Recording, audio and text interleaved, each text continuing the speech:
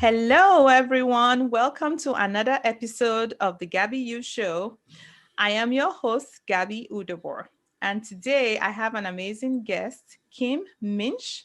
And before we go further with our talk today, I'm going to tell you guys a little bit about her. So, Kim Muench, she is a JAI Institute for Parenting certified parent coach who specializes in working with moms and their adolescents between the ages of 10 to 25.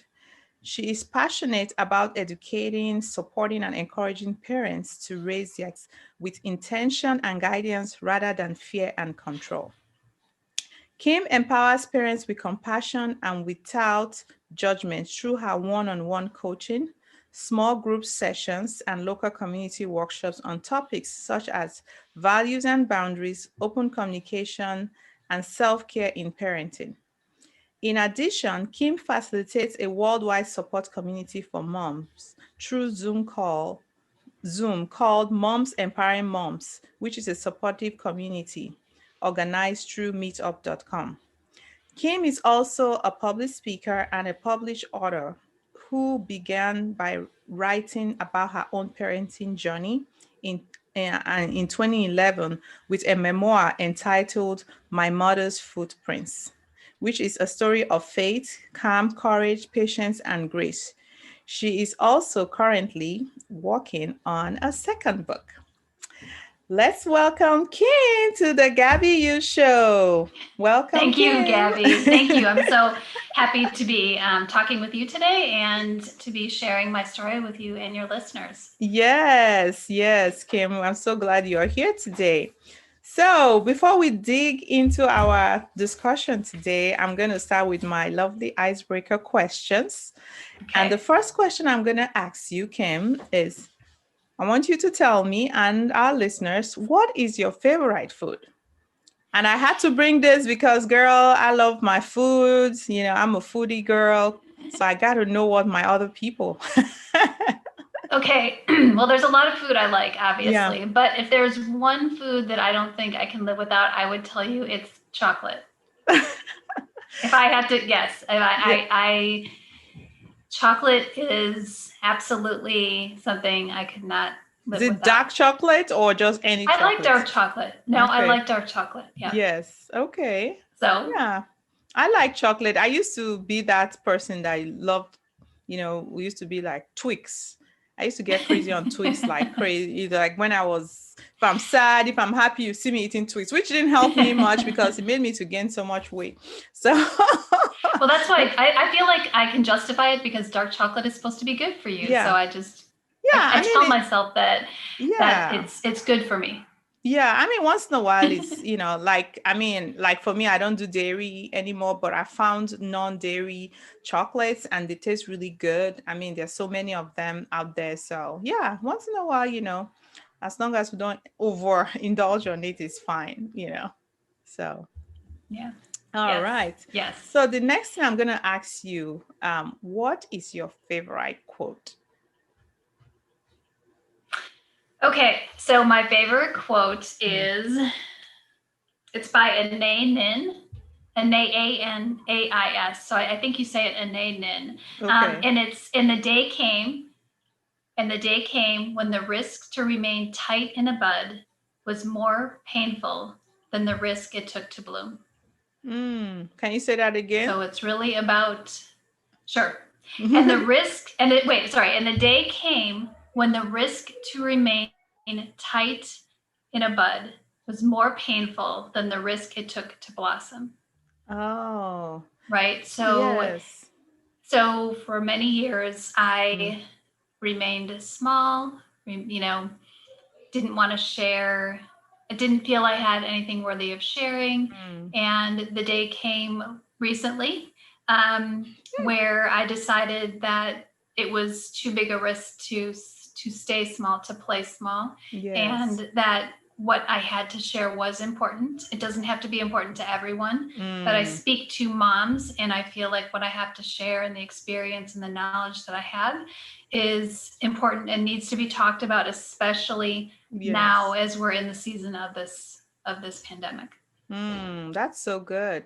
You know, as you were sharing I want to say verse, the quote, um, it just kind of also, for me, translates to some of the things I think about, of wanting to do stuff. And, you just kind of have that, you have all those thoughts and doubts like, if I do it, I might not be successful. If I, but the thing about it, you know, I've seen in my life, and also I know many people have talked, we've discussed about it with some of my guests, we talk about it, that, it's harder to was it harder or painful to stay what would have been than you doing it and then fail? Like, okay, Yes, at least I tried it. It's hard to be in that absolutely. position to say, oh, I wonder what would have happened and all that, and be thinking for Yeah. years. It's better you go ahead and do it. And if it doesn't work, you tried. It's better to be in that position. You Yeah, know? and I will tell you, I just have to veer off a little bit. I'm sure Yeah. this is off topic a little bit. But to your point, Gabby, I read a book this past year called The Top 5 Regrets of the Dying, which was so inspirational to me. And one of those five is being who everyone else needed you to be instead of who you were. And that's really what prompted me to also blossom, to also make the decision that I don't want to be on my deathbed someday and look back and say, what if you had put 100% of your energy into parent coaching and talking about this and helping evolve the way that we're parenting our children? What if you had done that, Kim? What could you have accomplished? So that really has been what's driven me and pushed me. So highly recommend that book to you and your readers. What did you say that book was again? It's called The Top 5 Regrets of the Dying. And Oh. it's by, I believe she's from Australia, but her name is Bronnie Ware. And it's just such a good, reflective book, really about people who are passing and what their regrets are. And she took the top 5 of those because she's been doing that work for her lifetime and put them all together. And it's a very inspirational book. It's not, I don't think it's down at all. I don't think it's depressing at all, even though, the title, but it's very inspiring. So. But to your point for that, I mean, it's one of those things that I do talk about that, and I've discussed it even to myself and to other people that, people always think, oh, no, don't talk about his death stuff. No, but no, it's not. We got to acknowledge some things like this, because the thing is that, I mean, it might sound morbid, but all of us are going to die. But, we don't know when. So, Right. we don't know when, but so why wasting your time doing stuff? And this is one thing I even shared in my first episode of one of my friends that passed away. She would have been maybe 40, I think 42.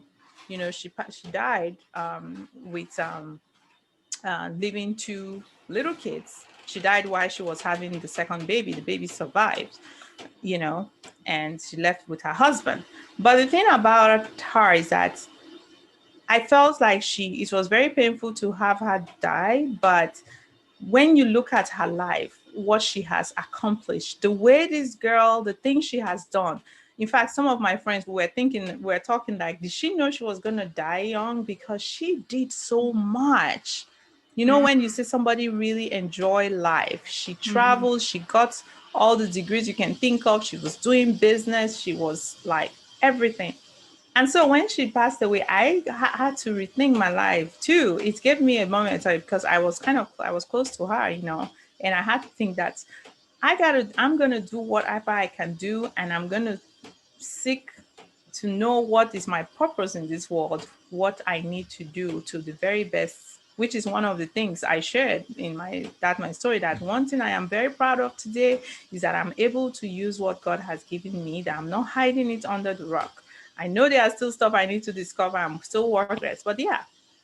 Yes, So absolutely. yeah, it's a different, because again, I've shared this thing with some of I do teach with my nursing students, and I ask them these things, and when we are in the clinicals of patients, because I work with a lot of sick patients, and I talk to my students. I say, look, these patients we are talking about right now, what do you think they would have done differently? And they go through, and some of them, maybe they have somebody that's, they're almost dying, and we talk about it, that what do you think, that is they would have done differently or stuff, all that. We discuss about this stuff, and this is stuff that, I know people want to put it aside, but it's you know this life. Yes, death is a part of life. And I Yes. think when people do pass on, it gives us a reason to really pause and think about what we're doing and how we want Yeah. to spend our days. So Yes. And I know also, I took us off course there. I totally yeah, took but us. that's, it's something to, and also to think about it, that if this is your life, if you are not here in this world, what are people going to talk about you? What are they going to say? That's another part of, and that's why we try to be the best we can, be kind, be nice, and, Yep. yeah, absolutely. So, Kim, I want you to share with me, what do you think has shaped you to be the woman you are today? I want you to share with me your victories, your struggles. Is it from health, parenting, whatever? Just go all the way and tell us today. Oh, okay. All right. Okay. My life in 10 minutes. Oh, just kidding. I'm kidding. Okay. So I was born and raised in Wisconsin, and upper middle class upbringing. I went to private Catholic school. I have two younger brothers. My parents were married the entire time we were growing up. I would say I had a very normal childhood. My mom was at home. My dad was the breadwinner, yada, yada. I went to college my freshman year, and the first semester I got pregnant with my son. And that was highly disappointing to my parents. And I was told that if I wanted to keep the baby and raise it myself, that I couldn't come home after the baby was born. So at 18, I had to figure out how I knew I was meant to be this child's mother. And as difficult as it was to go against what my parents and my grandparents and my family wanted, I learned to navigate the welfare system and became a single parent at the age of 18, and navigated that for about the first 9 months. And then the only skills I really had were clerical skills. I had taken typing in high school, and I knew how to file and that kind of thing. So I landed a full-time job, and my mom was willing to watch my son while I went to work, which is helpful because I never would have been able to get off of welfare otherwise. I wouldn't have been able to handle paying for daycare and bills. So that was really fortunate. So she's been very instrumental in my life and has always been my greatest cheerleader. So I was doing clerical work. My son's father was abusive. And after about 2 years of our being together, after my son was born, we did break up. And then my son consequently went between two very different homes for most of his childhood. I met and married my husband, and together we have 4 kids. We've been married almost 30 years. So at this point, my kids are 33, 27, 23, 18, and 15. So 4 boys and a girl. We moved down to Texas for my husband's job in 2007. He was in advertising and took a management position here. And that is kind of where we moved with our 4 kids, but my son was old enough at the time. He had graduated high school and was starting college in Wisconsin, and he stayed there. But about a year after us coming down here, I got what I call is my parenting wake-up call. I answered the phone one night. It was my son, and he said, "Mom, I need help. I don't remember the last 3 days of my life, and I've been recovering all day from an alcohol binge." So that was the beginning of probably a year and a half or 2 years of some very rough ups and downs.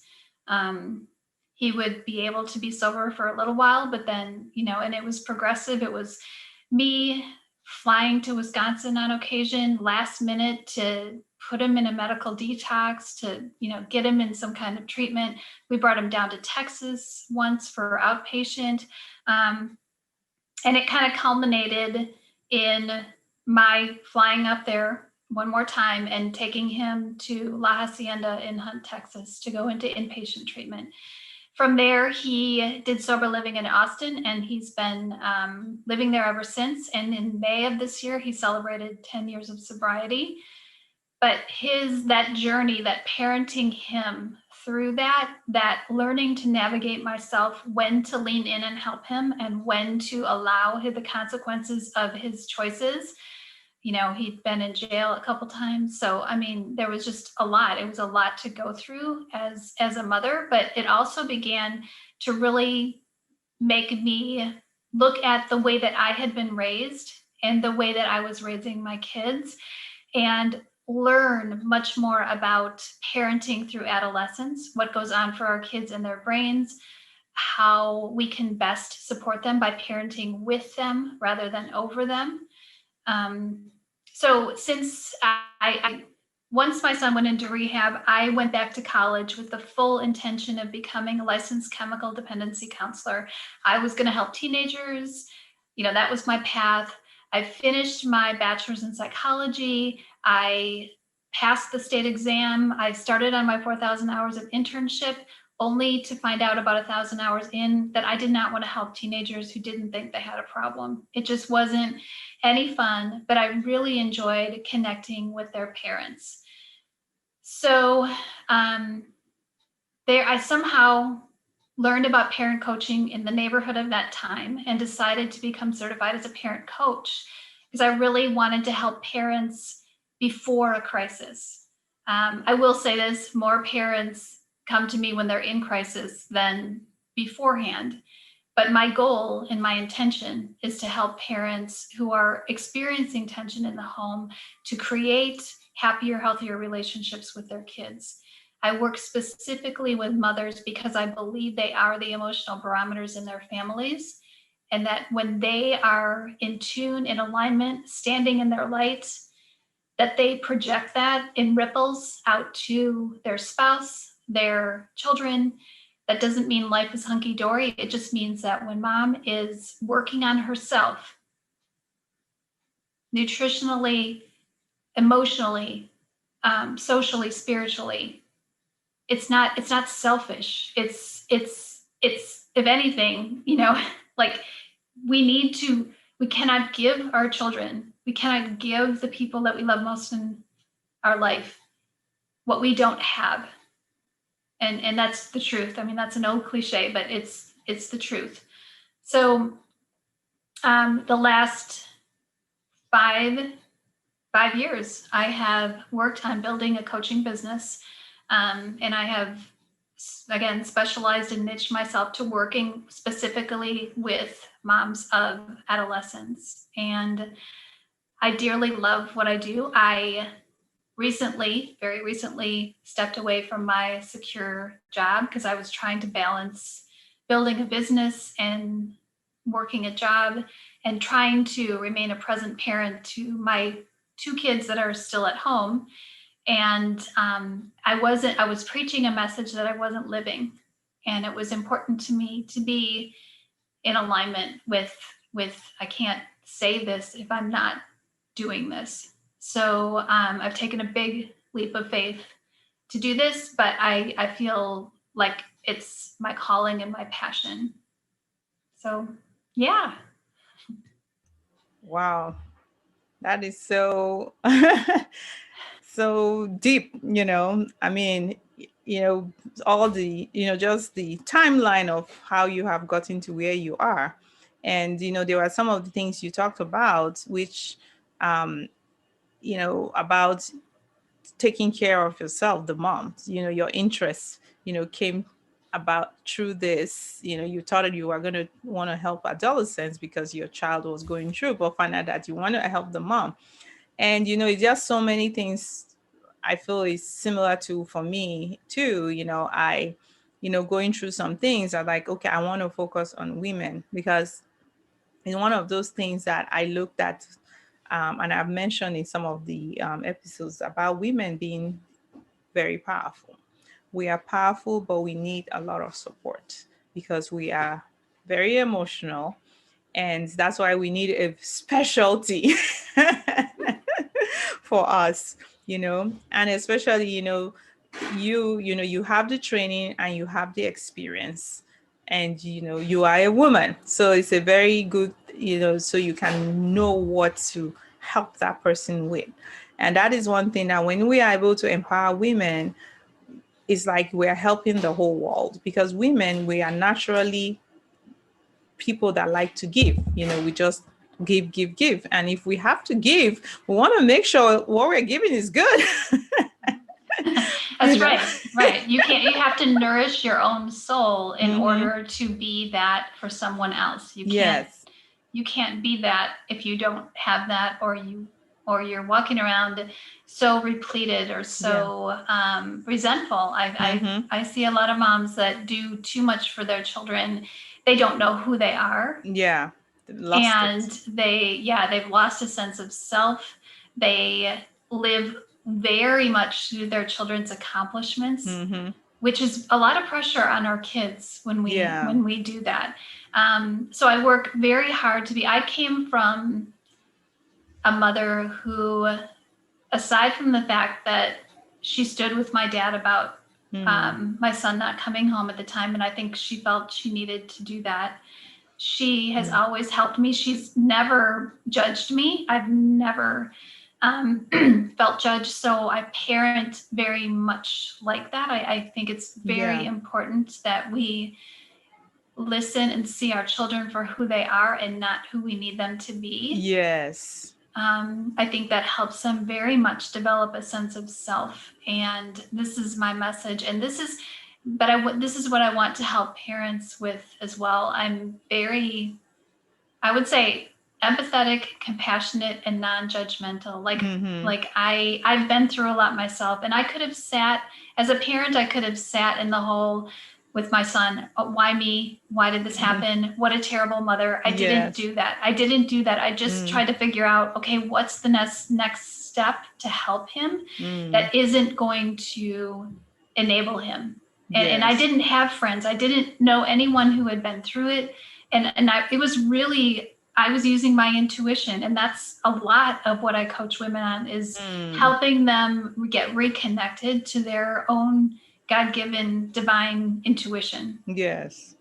It is something that is needed, and again, it's that thing of, you say you cannot pour out from an empty cup, because a lot of the times you probably experience that working with the women, that we feel like self-care is selfish, doing stuff for yourself, and that's what they say. So when mama not happy, nobody's happy. It is right. very true. That's true. Yeah.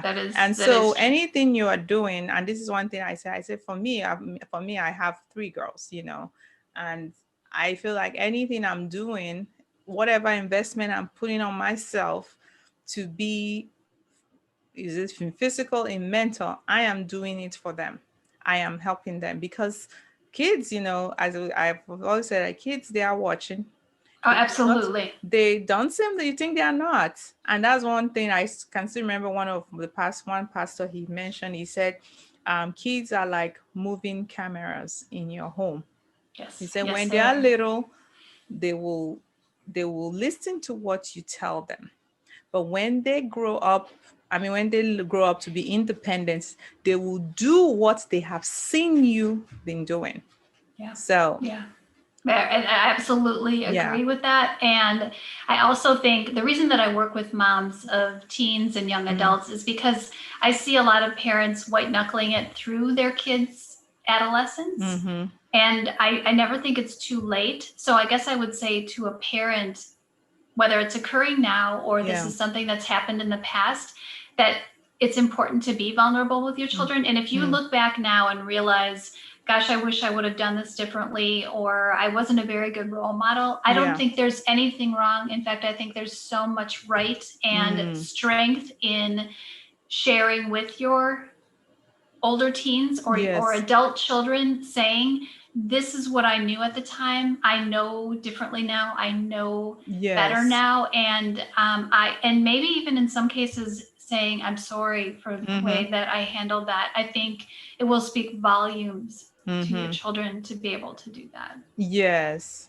which, that's a thing that, as parents be like, I don't have to explain it to the kids. But yeah, it No. does help a whole lot.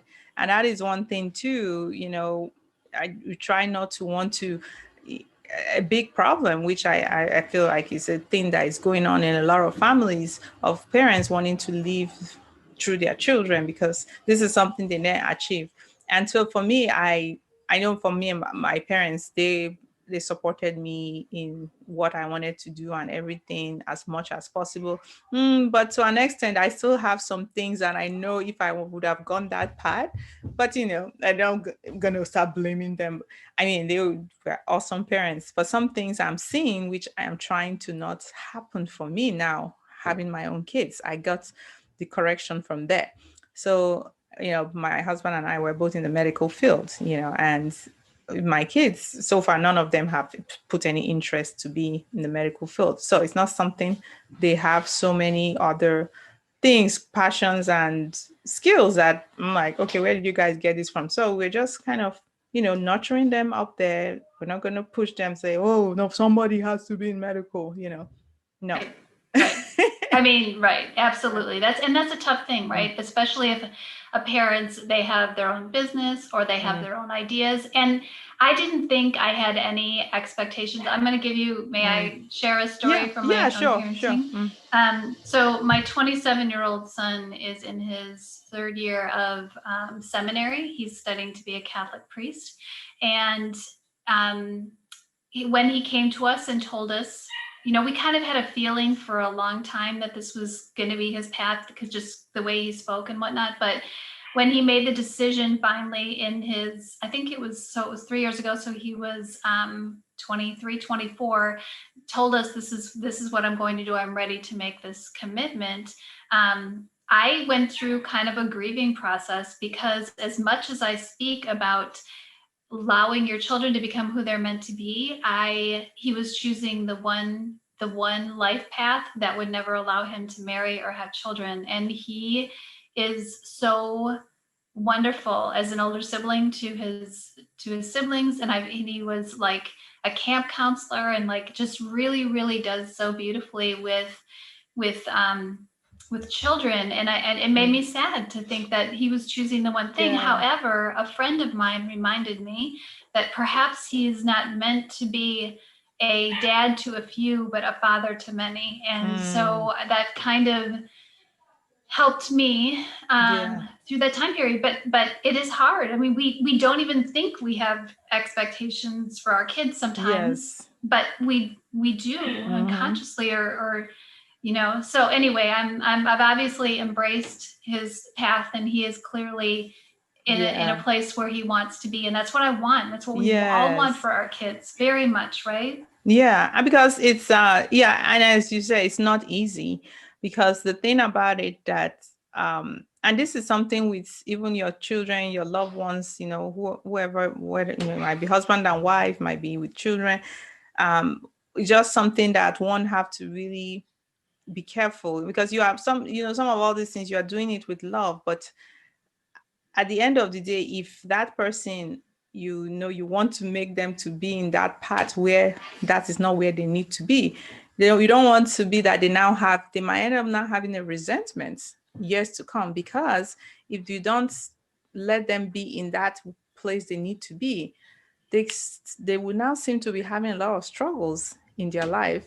And you will find many people that they've gone through some certain degrees and all that, and then they find out that they didn't want that, but because maybe it's their parents, and they start having resentments, or they have struggles, and they realize that, what, that thing I wanted to do originally, I am going to go back to it, and then bloom, they start blooming, and so yeah. And also realizing every child takes a different, I mean, when I had my child at 18, that was nothing what my parents would have wanted for me, right? And they just thought my life was going to be really bad and, not going to go anywhere. And I went back to college at 38, and studied psychology. And I had such a passion for it then. I didn't have a direction. I was going to college at 18 because that's what everybody did. Everybody's going to college.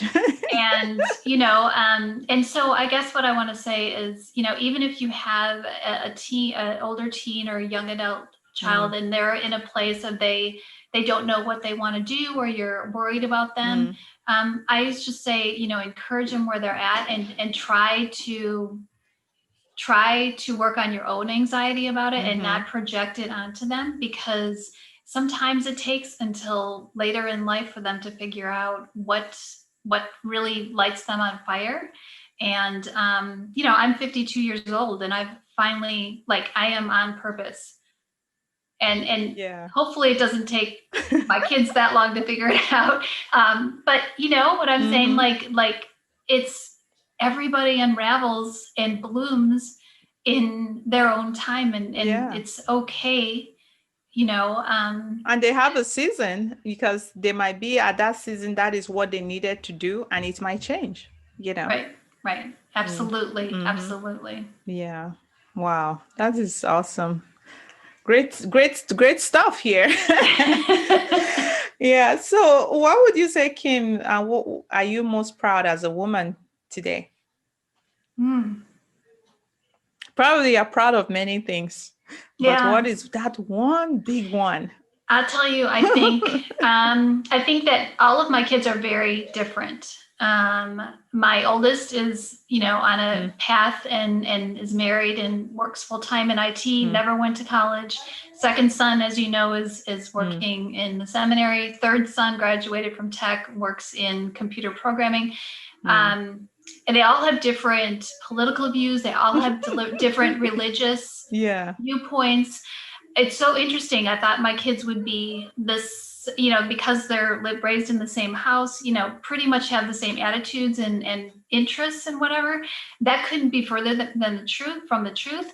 But what I love, and I guess what I'm most proud of, is that when we're together, they all just super enjoy each other, and there's nobody's trying to change anybody's mind or has an agenda. They just enjoy each other for who they are and accept one another for who they are. And I think as a human being, to have raised such a diverse group of individuals on way different life paths, that they can they're tolerant and that they're open-minded with each other, is probably one of the things that I'm most proud of. Wow, that is amazing. Those 5 beautiful kids. Yeah. And you said you have a girl. What is her? Where does she fall in? She's the youngest. Oh, she's the baby. Okay. Yes. You have she's definitely, it's very different, obviously. So I'm coaching parents of teenagers, and the last 2 that I have home are 18-year-old boy and 15-year-old daughter. Yeah. And I can't decide at this point, I'm tired of parenting. So no, my daughter is at the end. She's different. It's different with her than it was with the boys. And she triggers me in different ways than my boys did. Yes. And so I'm right in the thick of what I'm coaching parents. I'm right You're there living with it you. too. Yeah. I was going to say living the dream, but okay. Well, it depends on the day. Some days. Yeah. So you kind of have a switch because I have, the 3 girls and the boy.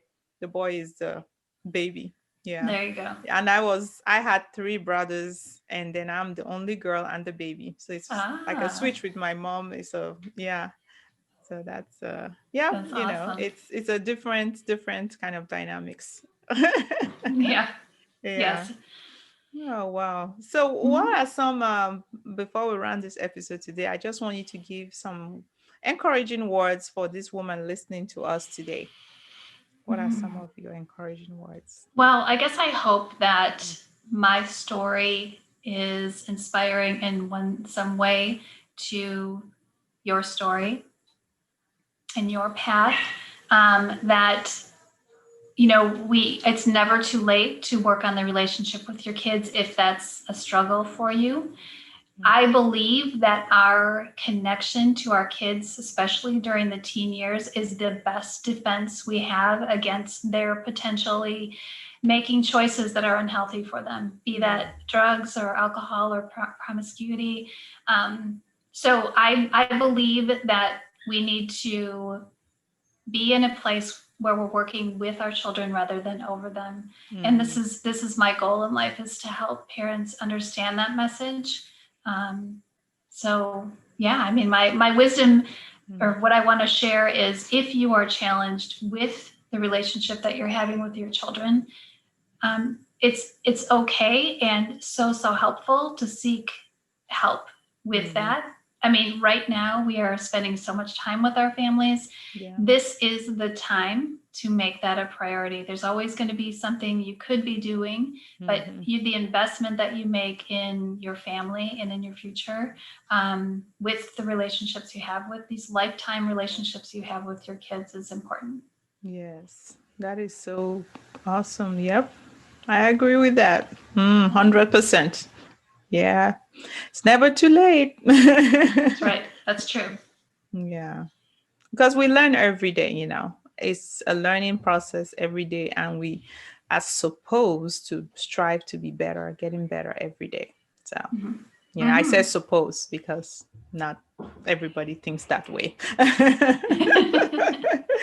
Wow, this is great. So, how can people connect with you, Kim? Where can they see you? What are the projects you're working on? Just tell us about that. Okay. So I'm on Facebook most often, I would say. My business page is Real Life Parent Guide. Okay. I also obviously have a personal page there as well.